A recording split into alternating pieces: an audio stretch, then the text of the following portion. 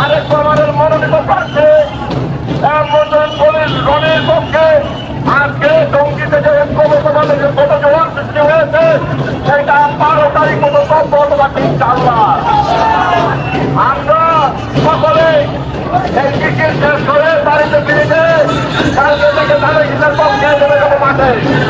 আমাদের একটি সময় থাকবে লাগানো লাগা লাগানো লাগা লাগানো লাগা লাগানো লাগা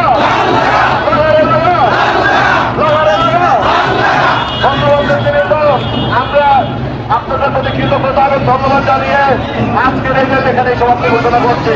খোদা হাফেজ, বাংলাদেশ জিন্দাবাদ। ধন্যবাদ।